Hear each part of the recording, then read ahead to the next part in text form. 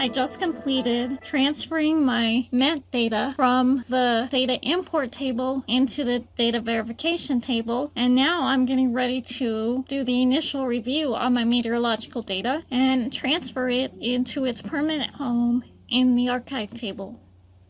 So this form is a new form because it's different than the form we archive our pollutant data with. So I want to start with step K, and that's assigning the units to my MET data. And there are some of these meteorological parameters here that I don't measure. For example, I don't measure barometric pressure at my site. So I'm only going to select values for the parameters that I measure. And I'm going to consult my database logbook to make sure that I assign the correct units. So I check in my database logbook and my wind speed units, miles per hour. So I select the MPH. And like I said, I don't measure barometric pressure, so I leave that blank. Precipitation is in units of inches. Dew point, I don't measure. Ambient temperature is in units of Fahrenheit. I don't measure internal temperature, and I don't measure solar radiation. And if I had messed up any of these selections, I could use this clear all selections buttons and reassign the units. So what I need to do next is update the units, and I do that by clicking on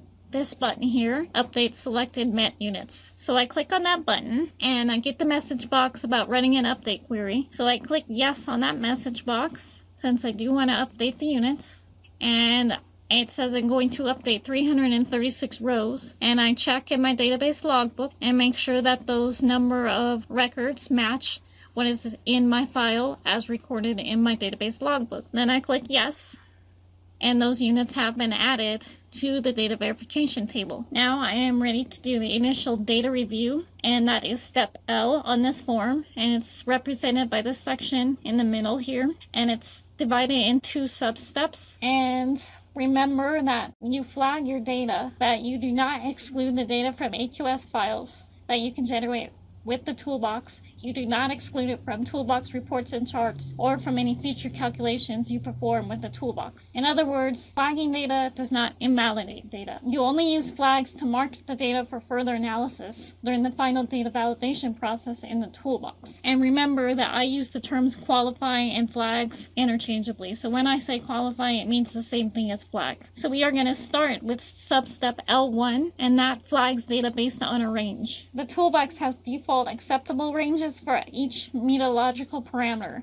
and you might want to adjust these values based on your experience with the conditions at your site, as well as the federal method detection limits for your sampler. And there's a link here where you can research the most current MDL data. So I'm going to look at some of these ranges and make sure they're appropriate for my data. Relative humidity between 0 and 100% is appropriate for my data. Let's see about wind speed. Between 0 and 999 miles per hour. I've never seen 999 mile per hour winds. So I'm going to change this to a more reasonable value by highlighting it and typing over. So I'm going to change this to 100 miles per hour because I've never seen anything more than 100 miles per hour. If I see something more than that, it's probably an error. Let's see about ambient temperature, negative 40 to 120. It never gets quite that cold where my MET monitor is, so I think anything below 0 is going to be an error, so I'll put in a 0 here. And for precipitation, the defaults are 0 to 999 inches. Wow, that's a lot of rain. I don't think I'm ever going to get 999 inches of rain in an hour. Let's hope not. So the most I've ever seen in my records at this MET station is 4 inches of rain, and that was a huge amount. So I'm going to change that to 4. Anything more than that is probably going to be an error or something catastrophic, like a flood or something. Let's hope that's not the case. And just like for the concentration range that was on the pollutant form, once you close this form and you import another new import.txt file, these ranges go back to the defaults. So you'll need to do this with every import. So there are a lot of buttons here, and I'm a little bit confused about what to do with all these buttons. So I'm going to take a look at the SOP. So I go to the click here for help file button, and this is substep L1. And in the table of contents, I can click on that and go directly to that section of the SOP. So I'll go ahead and do that. And that goes to the L1 section. And I'll scroll through this and read a little bit here. So it says there are 2 ways to check for data within the acceptable ranges. So I can either check each of the MET parameters individually using the buttons adjacent to each MET parameter that is not grayed out. If it was grayed out, that means the MET parameter is not in the imported file. Or I can use the display all out of range MET data button to view all records that have one or more out of range MET parameters, and the qualify out of range MET data button to flag them. So in other words, I can do this one step at a time and look at my ambient temperature data, and then look at my precipitation data, and then look at my wind speed data, or I can do it all at once and the toolbox will tell me which one of those are out of range. So since I want to keep notes on how many records I'm flagging for each MET parameter, and since I'm in no big hurry to get this done, I'm going to check each one of the MET parameters individually. So let's go back into the toolbox here. And I'm going to start by clicking the display out of range data button adjacent to the range for relative humidity. So I'll see if any of my relative humidity values were outside of the range of 0 to 100. So let's take a look at what happens when I click on that button. Okay, I get a message box that says there are not any relative humidity values outside the range specified. So that means all my data are within range. So I click OK, and since there were no data out of the range, I don't need to click on this qualify these data button. So next I move to my wind speed, and I click on the display out of range data to see if I have any wind speeds that are less than 0, which would be really weird, and that would obviously be an error, or more than 100 miles per hour, which I believe would also be an error. So I'm going to click on the display out of range data button. And I do have some negative wind speed values. I've got negative 999 miles per hour. Obviously an error, so I want the toolbox to flag these data, and there's 4 of them in there. So I'm going to write down in my database logbook that I'm going to flag 4 out of range wind speed values. The way to flag those data is to first close that query by clicking on the lower X button, and then we click on the qualify these data button. And that gives me this message box that says this step will qualify the out of range wind speed data. However, it doesn't include the data from AQS, and it's reminding you to be sure to complete the final data validation step to exclude the data from AQS. So I click OK on that message box, and then it tells me it's about to run an update query. So I click yes on that because I do want to add the flags to my data, and it says I'm about to update 4 rows, and that's correct, so I'll click yes. And now those out of range wind speed data have been flagged by the toolbox. So wind direction is grayed out because I don't collect wind direction data, and standard deviation wind direction is also grayed out. So the next one that's not grayed out is ambient temperature. So I'm going to click on the display out of range data button for temperature and see what comes up. And I have 4 records coming up with ambient temperatures of 9,999 degrees Fahrenheit, which is way, way, way hot and is obviously an error. You'll see that there is already a qualifier in the qualifier field, and that's the OWS.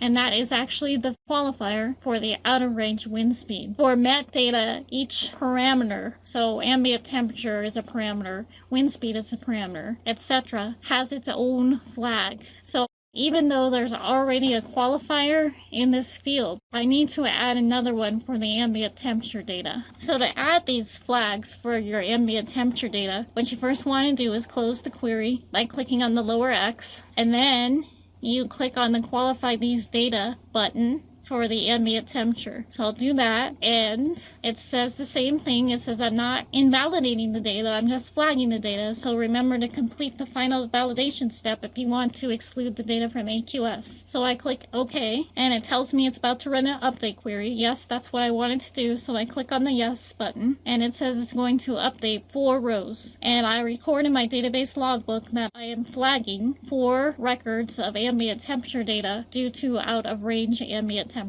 So I click yes, and I move on to the precipitation field, and let's see if there is any precipitation that's out of range. So I'll click on the display out of range data button, and instead I get this message box that says there are not any precipitation values outside the range specified. So there were no data to flag. So I just click OK, and I don't need to click on the qualify these data button since there is no data to qualify. So that completes the qualifying of data based on ranges. These bottom buttons are alternates that you can use if you don't want to do them individually, and we read about that in the SOP. But since I've already done them individually, I don't use these two bottom buttons that say display all data or qualify all data. So the next flag we can add is based on external information such as audit results and instrument self-checks. You might have this in a logbook that you take out with you into the field, and if you have that, you can qualify data if you have data to qualify. Personally, I don't have any MET data that I need to qualify based on any external information, so I can skip step L2 and proceed with step M, which is transferring my MET data to the archive table. So to begin the archive transfer step, I want to first inspect the data verification table and make sure I'm ready to archive that data, and I can do that by clicking on the Inspect Data Verification Table button, and that opens up the data verification table, and I can scroll through my records and make sure there is nothing strange about the data, such as blank rows or strange symbols in my data. And I'm scrolling through and everything looks good. Notice here, right here is the OWS and OAT. That's the out of range wind speed and out of range ambient temperature. So those are the data I flagged, and they were both on the same date and time. So both of those weird occurrences happened at the same date and time. Everything looks pretty good to me. I don't see anything strange about my data, and I'm confident that it's ready to archive. So I'm going to go ahead and close this table by clicking on the lower X in the top right corner. Next, I click on the Transfer from Data Verification to Data Archive button, and that's going to copy my data from the verification table into the archive table. So I click on that button and I get this message that says I'm about to run an append query. That's what I want because I'm adding records to the table. So I click yes, and it tells me I'm about to append 336 rows, and I need to check that number against my database logbook and make sure it matches, and it does. That's the number of records that were in my file. So I click yes, and now the data have been transferred and they are in their permanent home in the archive table. The next step is to look at that data. So I'm going to click on the Inspect Data Archive Table button, and notice that there is a total of 336 records in this archive table. That is because the archive table for MET data is different than the archive table for pollutant. So the pollutant data gets added to a different table than the MET data. So you don't see the pollutant data in this table. So don't freak out if you, oh my gosh, my pollutant data is gone. It's not. It's just in a separate table. I should scroll through this data to make sure I don't see anything strange. It all looks good to me. So now I can close the table by clicking on the lower X button. Since the data from this import have been successfully archived, I can now remove the data from the data import table and the data verification table. Remember that you always need to remove the data from these tables after you've archived the data in order to prepare for the next import. So first, I click on the Clear Data Verification Table button, and that's going to clear out my verification table and get it ready for the next import. So it tells me I'm about to run a delete query, and that's what I wanted to do, so I click yes. And it says I'm about to delete 336 rows from the specified table. Now I just checked my database logbook to make sure that number matches what was in my import file, and I click yes. And now the verification table has been cleared. Now I have three options. I can click on the Close Forms and Clear Data Import Table button. I can click on the Enter Pollutant Concentration Data from the same text file button, or I can click on the Enter Pollutant Concentration Data from a different text file button. Since I'm done importing data into the toolbox for now, all I need to do is click on that top button, which is the Close Forms and Clear Data Import Table button. So I do that, and I get this message box that tells me I'm going to delete the data import table. And that's okay because I've already archived the data, so I can go ahead and click on the OK button on this message box to proceed with deleting that table. And that's gone, and now it's closed those data import forms, and it's brought me back to the continuous and meteorological data fast track form. Since I'm done working with the toolbox for now, I click on the Exit Form button to get out of this form. And I'm taken back opening form of the toolbox, and I need to close the toolbox. So to do that, I click on the top X button and that closes the toolbox. We also need to get rid of that new import.txt file that's in the Tribal Data Toolbox version 3.0 folder so that when we do our next import, that won't be there. So go into the Tribal Data Toolbox version 3.0 folder and I will delete the new import.txt file. I just make sure it's selected and then I click the delete key on the keyboard and that sends it to the recycle bin. What I also need to do, since I've already imported all 3 of my files, so I imported my ozone file, I imported my PM2.5 file, and I imported my metadata file. I also should clear out my Toolbox import files folder so I am ready for the next set of imports. So I'll go into the Toolbox import files folder and I'm going to go ahead and delete these out. And if you want to double check in the toolbox that these are in the archive table, you can do that. But I am confident because I just did that. So I'm going to go ahead and delete them. I'm going to select each one and click on delete on the keyboard and they're all going to the recycle bin. And now this folder is empty and ready to go for the next data sets that I download from my sampler.